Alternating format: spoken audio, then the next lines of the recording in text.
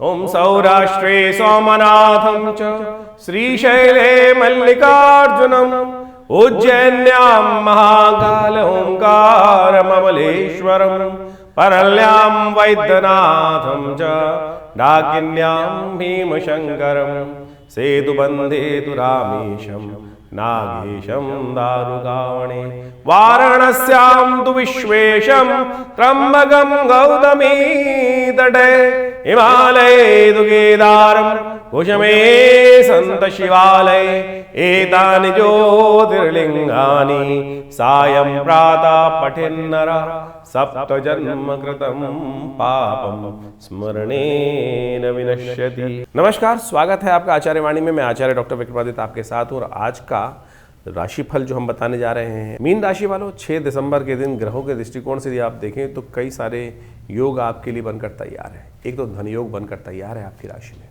और ये धन योग आपकी राशि में जो बनकर तैयार है, ये विशेष तौर पर आप मान के चलना, ये कहीं ना कहीं आपके जो लोग हैं, आपकी जो मेहनत है, वही साकार होने के, सुख देने के योग, धन और सुख दोनों प्रकार की चीज़ों को प्राप्त करने का कहीं ना कहीं रास्ता आपकी राशि में बनता दिखाई दे रहा है। मार्ग बनकर जो आ रहा है वो कहीं ना कहीं ये मान के चलो माँ के आशीर्वाद से प्राप्त होने की स्थिति दिखाई देती है, परिवार के सहयोग से प्राप्त होने की स्थिति कहीं ना कहीं बनती दिखाई दे रही है। तो ऐसे में परिवार का साथ देते हुए कहीं ना कहीं जमीन जायदाद से कोई ना कोई रास्ता आपके लिए बनने की स्थिति उत्पन्न होती दिखाई दे रही है। इस वक्त आपकी राशि में जो धन योग बना हुआ है, सुख योग जो बना हुआ है, वो कहीं ना कहीं इस बात का इशारा करता दिखाई दे रहा है। तो ऐसे में थोड़ा सा आपके लिए अच्छा रहेगा, पीली चीज़ों का आप दान करने का प्रयास करें।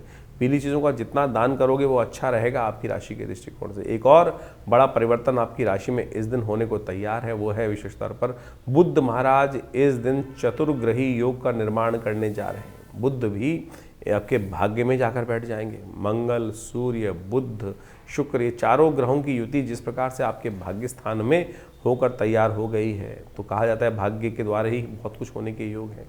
भाग्य से बहुत बढ़िया रास्ते बनने के योग बनते दिखाई दे रहे हैं। तो कोशिश करें भाग्य की सपोर्ट लेने के लिए थोड़ा भाग्य के इंतज़ार में बैठकर चीज़ों को समझते हुए कार्य करने की ज़रूरत है। और शनि का उपचार शनिवार है तो वो अवश्य करने का प्रयास करें। आपके लिए अच्छा होगा कि आप किसी पीपल के पेड़ के पास जाकर एक दिया प्रज्वलित कर दें, और हो सके तो अपने हाइट के बराबर का एक धागा काला लेकर वहाँ प्रदक्षिणा कर कर उस पीपल के पेड़ में थोड़ा सा वहाँ उपस्थित कर दें, गठबंधन कर दें।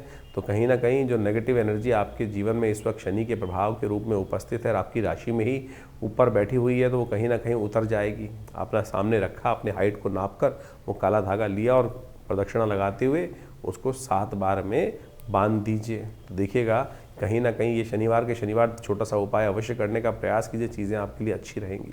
7 तारीख का दिन रविवार का अवसर है, तृतीया तिथि इस दिन विद्यमान है, और इस दिन मंगल महाराज जो हैं वो केतु के नक्षत्र में प्रवेश करते दिखाई दे रहे हैं।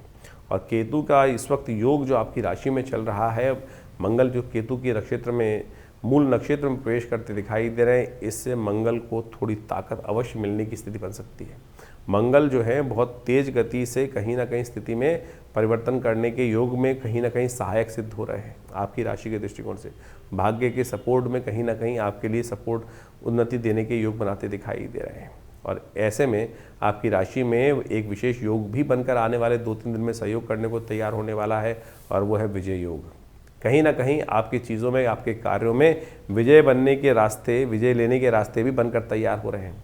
लेकिन इस दिन थोड़ा संभल कर चलने की ज़रूरत है। नए कार्यों में नहीं, थोड़ा सा जलते हुए कार्यों में थोड़ी ताकत देंगे तो अच्छा रहेगा, क्योंकि भद्रा है, करीब करीब 7:55 से आरंभ होगी, शाम को करीब करीब 6:30 बजे तक विद्यमान रहेगी। जो 8 तारीख के दिन ग्रहों की गणना दिखा रही है वो भी समझ लीजिए, सोमवार का अवसर है, चतुर्थी तिथि इस दिन विद्यमान है, सर्वार्थ सिद्धि योग बना हुआ है, बहुत सुंदर मुहूर्त है आपकी राशि के दृष्टिकोण से।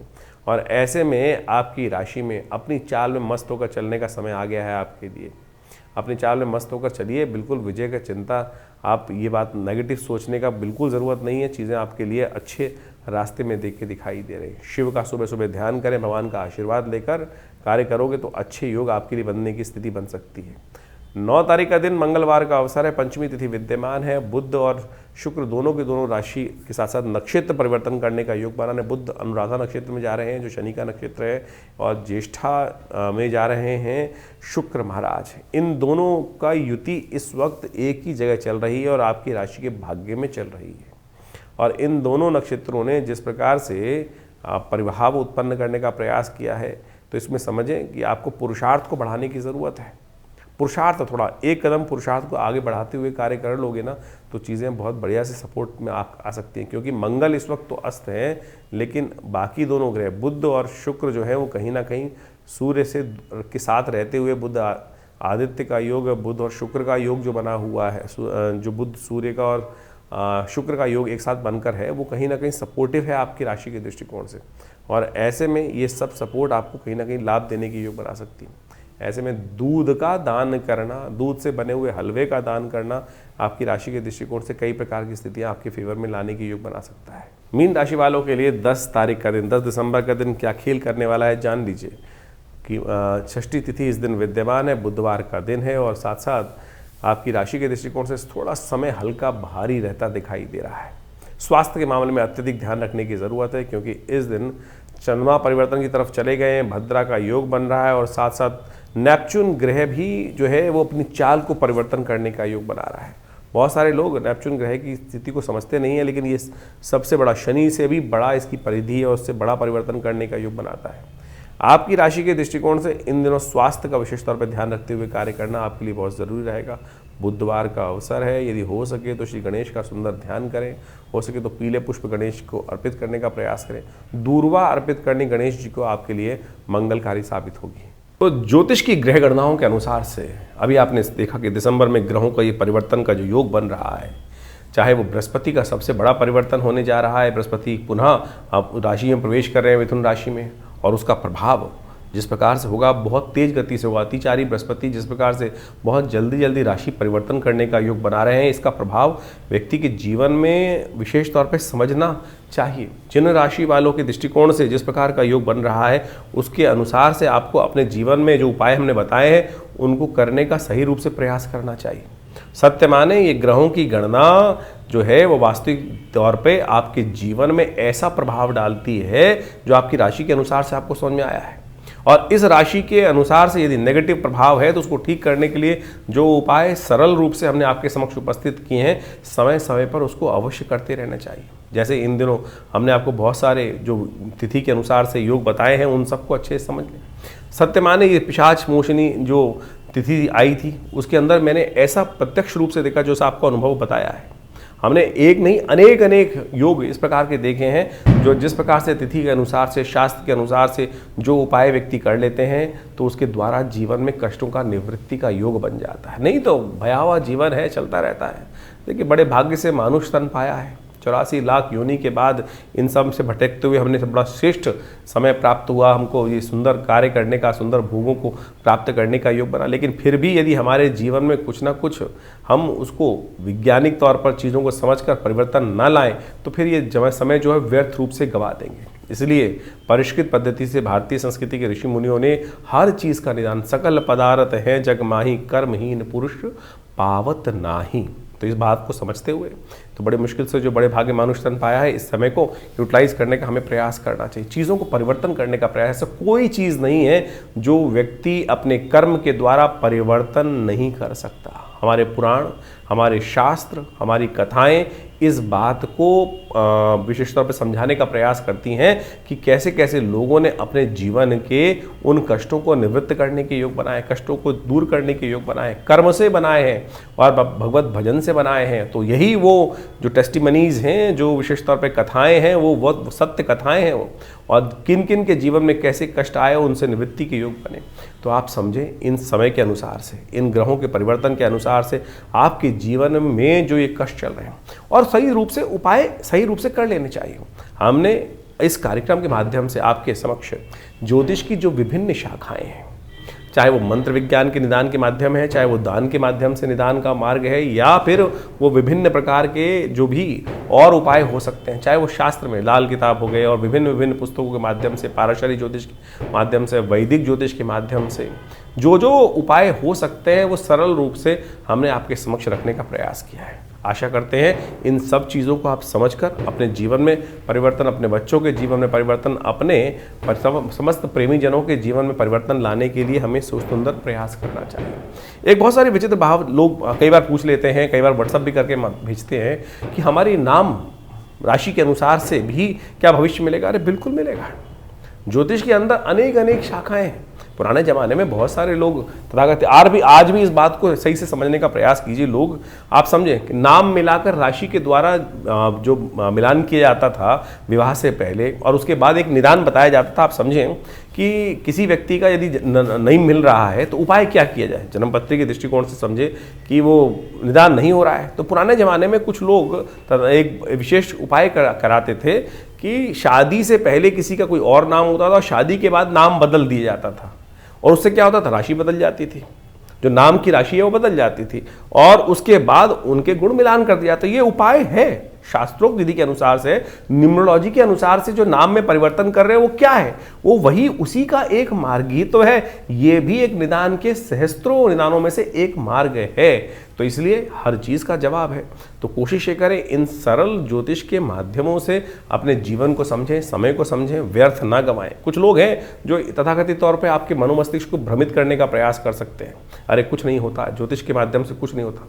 लाखों लोगों ने अपने समय को समझकर परिवर्तन के सुंदर योग बनाए और हम नित्यपति देखते हैं, लोग आते हैं, कष्ट चल रहा होता है और वो भार को काटने के लिए मंत्र का अनुष्ठान, दुर्गा सप्तशती का पाठ, रुद्राभिषेक, विभिन्न मंत्रों के जाप, महामृत्युंजय हो गए, चाहे विभिन्न ग्रहों के पाठ किए जाते हैं तो भार कटता है। बिल्कुल, कर्म का भाग कर्म के द्वारा ही काटा जा सकता है और पुण्य कर्मों के द्वारा तो भार बहुत जल्दी से कट जाता है। तो इसलिए इन सब आप जो उपाय आपके ज्योतिष के दृष्टिकोण से, आपकी राशि के दृष्टिकोण से, आपके जन्मपत्री के दृष्टिकोण से सबसे देखिए स्टेप बाय स्टेप समझने का प्रयास करें। ज्योतिष के अंदर सूक्ष्म जितना होता जाएगा उतना चमत्कारिक प्रभाव आपके मनोमस्तिष्क पर उसका हो सकता है। राशि बहुत स्थूल है, बहुत मोटा चीज़ है। उसके बाद जो अगर देखें ज्योतिष के दृष्टिकोण से और सूक्ष्म कर लिया गया तो जन्मपत्री पद्धति बना दी गई। जन्मपत्री में सहस्त्रों कुंडलियाँ बनती हैं। उन सब के माध्यम से भविष्य को देखने की एक नज़रिया प्राप्त होता है, एक समझ प्राप्त होती है और उसके अनुसार से हमारे जीवन में जो घटनाक्रम चल रहा है वो हमें समझ में आ जाता है। तो उसको परिवर्तन करने के लिए हमारे विद्वान ज्योतिष विदों ने अनेक वर्षों से, लाखों वर्षों से उन सब पद्धतियों को हमारे इन कथाओं के माध्यम से उपस्थित किया है। यही वैदिक ज्योतिष है। यही वैदिक ज्योतिष के माध्यम से हम आपको जो भी आपके जन्मपत्री में जन्म के अनुसार से चीज़ों को होने वाले हैं उन सब निदानों को बताने का प्रयास करते हैं। तो ये सब कथाओं को आप विश्वास के साथ, जो हमारा कार्यक्रम है उसको विश्वास के साथ समझने का प्रयास करें। आपके तमाम प्रश्नों का निदान हम आप इसी कार्यक्रम के माध्यम से अवश्य देने का प्रयास करते हैं। और जैसे जैसे हमारे आश्रम में विभिन्न कार्यक्रम समय समय पर चलते हैं उन सब में आप स्वयं सम्मिलित हो सकते हैं। जैसे रविवार वाला यज्ञ है उसमें आप सम्मिलित हो सकते हैं। इसके अलावा मंगलवार को सुंदरकांड का कार्यक्रम होता है उसमें आप सम्मिलित हो सकते हैं। विभिन्न उत्सव समय समय पर होते रहते हैं, उन सब के निमंत्रण हम आपको देते रहते हैं और आप उसमें व्यवस्था जान लीजिए, उसमें कोई शुल्क आश्रम की तरफ से नहीं लिया जाता। कुछ लोग हैं हमारे को कंप्लेंट आती रहती है, हमारे नाम से कोई आपको जन्मपत्री या कोई भी निदान करने के लिए पैसे मांग रहा है, तो कम से कम ये देख लें कि हमारे आश्रम से कोई ऐसे पैसे की लेन देन की व्यवस्था नहीं होती है, हम कोशिश नहीं करते हैं। तो आप सरल रूप से आश्रम पे आइए, हर रविवार को हम स्वयं मिलते हैं आप सबसे और आपके प्रश्नों का निदान भी देने का प्रयास करते हैं। हाँ, ज्योतिष की जो जन्मपत्री दिखाने का शुल्क होता है वो जरूर आश्रम की व्यवस्थाओं को चलाने के लिए आवश्यक है, वो सब चाहिए भी होता है। और आप चाहें तो आप स्वयं सम्मिलित हों भगवती के इस यज्ञ में, विभिन्न कार्यक्रमों में जो ये विवेकानंद योगाश्रम की तरफ से हम चलाते हैं। हॉस्पिटल भी चला रहे हैं, एक बहुत बड़ा जो 100 बेड का हॉस्पिटल है विवेकानंद योगाश्रम हॉस्पिटल। प्राकृतिक चिकित्सा, योग, आयुर्वेद, फिजियोथेरेपी और बहुत बड़ा भी एलोपैथी का भी विंग हम आश्रम में उन व्यवस्थाओं में जोड़ने का प्रयास कर रहे हैं। आप सबके में हम साथ का अपेक्षा भी करते हैं। आइए जुड़िए हमारी संस्था के साथ और जनमानस की सेवा में लगिए और परमात्मा के भजन में लगिए सत्य रूप से।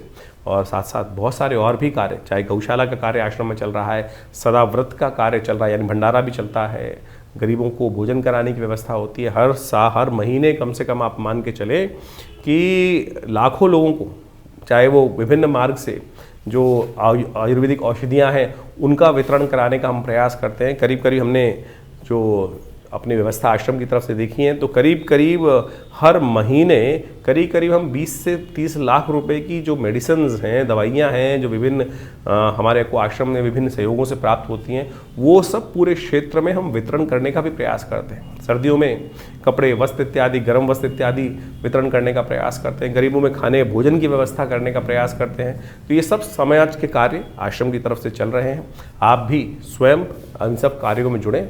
आप सबको ये जीवन में शुभ होगा, कल्याण होगा और आनंद के योग बनेंगे। धन्यवाद।